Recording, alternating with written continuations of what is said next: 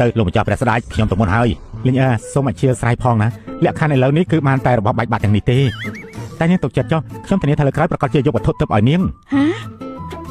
បាច់បាត់របស់ល្អច្រើនយ៉ាងនេះអញ្ចឹងគ្រួសារយើងខ្លាចជាអ្នកមានហើយ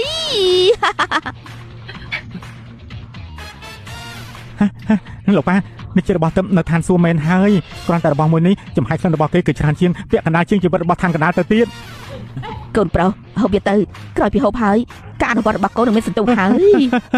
ណែធ្វើស្អីឲ្យយើងវិញណែរបស់យើងទេណែអញភ្លេចហើយថារបស់នេះជារបស់អ្នកណាគេហ៎អាយ៉ាកូនប្រសាដល់ល្អរបស់យើងពួកយើងសុទ្ធតែជាមនុស្សគ្រួសារតែមួយទេមានរឿងអីដែលត្រូវបែងចែករបស់អ្នកនេះរបស់អ្នកនោះ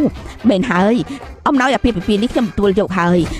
ថ្ងៃក្រោយលេងគឺជារបស់ឯងហើយណែស្ដាប់ឲ្យច្បាស់ទី1របស់អស់នេះគឺខ្ញុំឲ្យលេងទេហើយមិនពាក់ព័ន្ធនឹងពួកឯងទេទី2លេងគឺមិនមែនជាតំណែងទេមិនមែនយកមកដោះដូរទេទី2លេងមិនមែនជាតំណែងទេមិនមែនយកមកដោះដូរទេឯងបានហើយបិទមាត់ពួកឯងទៅប៉ារបស់ទាំងនេះគឺឲ្យលេងមែនទេតាមពិតនេះដូចជាគ្រួសារយើងដែរតើរឿងនេះយើងជាអ្នកសម្រេចចិត្តណាលេងនាងរើពីទៅសល់ប្រមាណខ្ញុំរក្សាទុកឲ្យនាងដូច្នេះឲ្យឆាប់រើទៅលោកម្ចាស់ពីរដូចជាច្រើនពេកហើយទុកឲ្យពួកគេមួយបានហើយណាលោកប៉ារបស់ទាំងនេះសុទ្ធតែជារបស់ទុកនៅឋានលើទេឲ្យពួកគេណាដូចជាស្ដាយណាលេងរបស់នេះពិតជាមានតម្លៃណាស់នាងរក្សាទុកក៏គ្មានប្រយោជន៍ដែររើសតែមួយបានហើយហើយយ៉ាលេងឃើញហើយនៅលោកប៉ានាងពិតជាចិត្តលេងមែននៅចង់ទុកមួយឲ្យឯងពិតជាកម្រណាឯងឈប់ធ្វើជាមនុស្សចម្លែកជាមួយនឹងយើងទៀតទៅរបស់អស់ទាំងនេះយើងទទួលយកចំណែកឯងគិញទៅតាមឯងយកទៅយើងនិយាយម្ដងទៀតលេងមិនមែនជាតំណែងទេរបស់បាយបាត់ទាំងអស់នេះពិតមែនតែយើងមិនចាប់អារម្មណ៍ចំណែកពួកឯងក៏មិនសមយកដែរបន្ធូរទឹករបស់យើងបន្ធូរទឹករបស់យើងឯងនឹងថារបស់នេះមានតម្លៃយ៉ាងណាដែរទេរបស់ខ្ញុំចង់ដុតយ៉ាងម៉េចគឺដុតអញ្ចឹងហើយចំពោះពួកឯងគួរតែគោរពតាមសន្យាហើយអាចមកសៀតគ្រាន់តែលេងសាច់ជាមួយឯងស្មានតែមែនទេណាថ្ងៃនេះយើងគ្មានពេលកំដរឯងលេងទេយើងឲ្យឯងទៅនៅដេកចុះដេកចុះហ៎ខ្ញុំជាអ្នកប្រុសនៃតកូលចាំងឯងហ៊ានឲ្យយើងដេកចុះហ៎និយាយម្ដងទៀតឲ្យឯងដេកចុះភ្លាមនេះមិនដឹងថានិយាយយ៉ាងម៉េចជាមួយនឹងនាងទេប្រសិនតែមានការអីត្រូវនិយាយឆាប់និយាយមកទៅចាប់ពីថ្ងៃនេះទៅខ្ញុំសម្រេចចិត្តថានៅជាមួយបងហើយខ្ញុំមិនខ្វល់ថាបងជាអ្នកណាទេលីងសុំទោសណា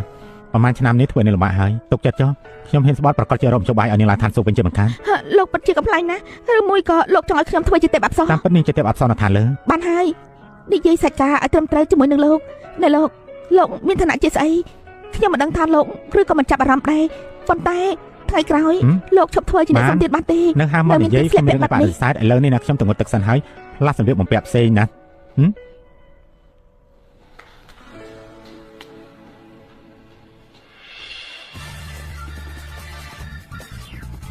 លបងព្រះស្ដេចសូមអបអរ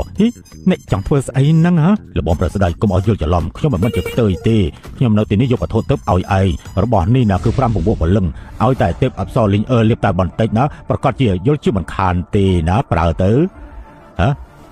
យ៉ាងម៉េចតែឯងកុំកខ្វក់ជាងនេះទៀតណាហើយប៉ុណ្ណឹងមិនគ្រាន់ទៅ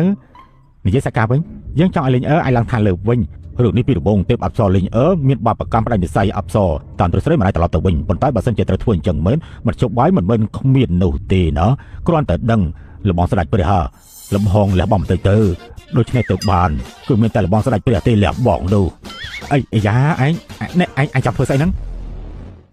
អីយ៉ាលបងព្រះស្ដេចកុំរំភើបពេកយើងចង់និយាយថាបងមានមនុស្សសុខចិត្តរងគ្រោះធម្មជាតិជំនួសទេពអប្សរលេងលះបង់ជីវិតដើម្បីគេអញ្ចឹងនាងទៅអាចឡើងឋានសួគ៌វិញបានជាមិនខាននោះទេណាជាខ្ញុំចុះមានវិធីនាំគ្រោះមហន្តរាយមិនរកបាយតែមួយគត់គឺប្រើគុជ3ខៀវបើប្រណេតទុកវេទនានៅឋានសួគ៌បើអញ្ចឹងគឺអាចតាក់ទាញផ្គោលាត់បានជាមិនខានទេអញ្ចឹងគុជ3ខៀវវាស្ថិតនៅក្នុងដៃរបស់សឿខុងនៅក្នុងពិភពមនុស្សណាលោកកុំសួរខ្ញុំរឿងតាសឿខុងនៅឯណាយើងអាចនិយាយបានតែប៉ុណ្ណឹងសល់មកបន្ទាប់គឺរំជុំបាយខ្លួនឯងទៅតាសឿខុងគុជ3ខៀវនៅមានរឿងមួយទៀតឋានសួគ៌ចង់ឲ្យលោកជួយយកចិត្តទុកដាក់បន្តិចទៅតើពួកឯងមានភាពខ្វះអៀនទេពួកឯងសិតតែអតិថិនៅឋានសួគ៌បាយឲ្យមនុស្សលោកជួយតែយ៉ារឿងនេះមានតែឯងទេទៅធ្វើបានតែនៅចាំទេគឺបីសាយតាំងពីរាប់ពាន់ឆ្នាំមុនឯងនៅចាំដែរទេប្រកាសជាចាំនៅពេលនោះយើងមើលអាឡិតនោះអាកប្បកិរិយាទទួលកំហុសហើយសំរុំល្អយើងក៏លើកលែងការស្លាប់ឲ្យគេទៅយើងក៏កំណែតម្រង់ឋានលើទៀតផងណា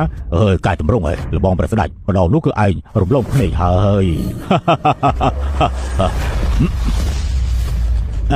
បិសាចពីមុនព្រះស្ដេចបានសង្គ្រោះជីវិតឯងឥឡូវនេះឯងបែរជាមកធ្វើរឿងអញ្ចឹងព្រះស្ដេចមានរូបរាងខ្លាចទៅជាមនុស្សលោកយើងមានរស័យដែលត្រូវខ្លាចនោះយើងទៅមុខមួយជំហានចាំយើងមកវិញយើងនឹងធ្វើឋានសួគ៌នេះកន្លប់ចាក់តែម្ដងហើយចាំទៅមើលចុះអាយ៉ាឥឡូវនោះហ៊ានរត់ទៀតឯងកុំឲ្យយើងជួបគេឲ្យសោះណាយើងនឹងធ្វើឲ្យគេខ្លាចទៅជាស្ត្រីវិញជាមិនខានទេបើសាយរត់គេខ្លួននោះជារឿងតូចតាចខ្ញុំខ្លាចតែពិភពលោកនេះពោពេញទៅដោយព្យុះបង្ហូរឈាមអធិរាជសង្ឃឹមថាឯងអាចចាត់ការវិធានការនេះបានអូប្រុសចំណាស់តូចនេះពិតជាមានច្រើនណាស់យើងខ្ជិលនិយាយយ៉ាម៉េចសង្ឃឹមថាលោកអាចពិចារណាបានទៅចុះពិតជាពិបាកមែនបានឆាប់ទៅកុំលួចមកយើងងត់ទៅ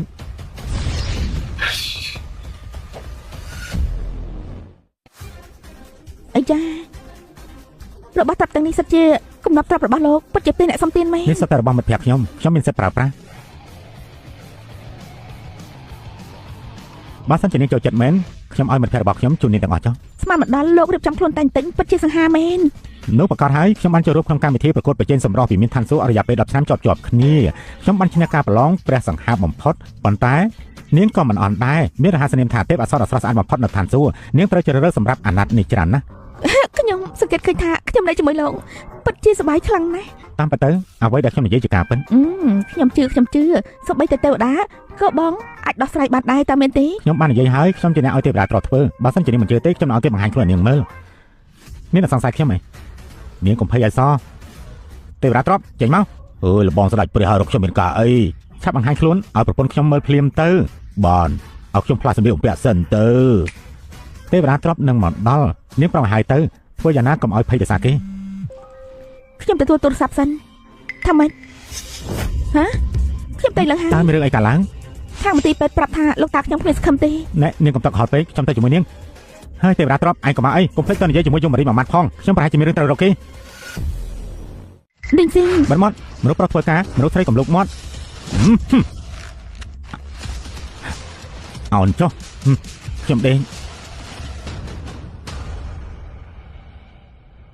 អី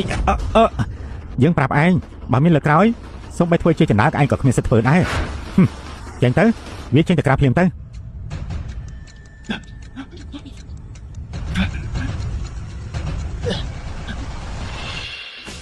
ងម៉េចម្រាមជើងគឺត្រៀមរួចរាល់ហើយសម្រាប់ឯងណាខ្ញុំហ៎